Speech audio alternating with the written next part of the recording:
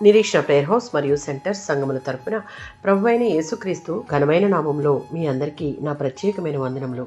నేటి దేవుని మాట నెహెమ్యా గ్రంథం 13వ అధ్యాయం 2వ వచనం. దేవుడు శాపమును ఆశీర్వాదముగా మార్చినని కనబడెను.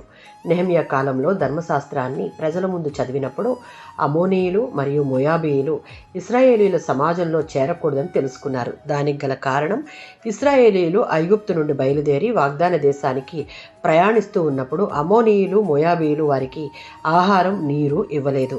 వారికి సహాయం చేయకుండా శత్రువులుగా ప్రవర్తించారు. సంఖ్యాకాండం 5వ అధ్యాయం 6వ వచనం ప్రకారం మోయాబు రాజైన బాలాకు ప్రవక్త అయిన బిలాము డబ్బు ఇచ్చి ఇశ్రాయేలీలను శపింపచేయాలని ప్రయత్నం చేశాడు. కానీ దేవుడు వారి శాపాన్ని ఆశీర్వాదంగా మార్చాడు. సంఖ్యాకాండం 8వ అధ్యాయం 20వ వచనం. దేవుడు ఆశీర్వదించిన వారిని ఎవరూ శపించలేరు. దేవుడు శాపమును ఆశీర్వాదంగా మార్చుటకు సమర్థుడు. రోమీయులకు రాసిన పత్రిక 8వ అధ్యాయం 28, 31 వచనాలు. దేవుడిని ప్రేమించు వారికి సమస్తమును మేలు కొరకే జరిగేటట్లు దేవుడు చేస్తాడు. దేవుడు మన పక్షమున ఉంటే మనకి విరోధి ఎవరూ లేరు అన్నది జ్ఞాపకం ఉంచుకొని, శత్రువులు ఎంత కుట్ర చేసినా దేవుని చిత్తాన్ని మార్చలేరు. దేవుడు తన ప్రజలను కాపాడేవాడు. మనకు వ్యతిరేకంగా వచ్చిన మాటలు, పరిస్థితులు, అపవాదులు కూడా దేవుని చేతిలో ఆశీర్వాదాలుగా మారగలవు.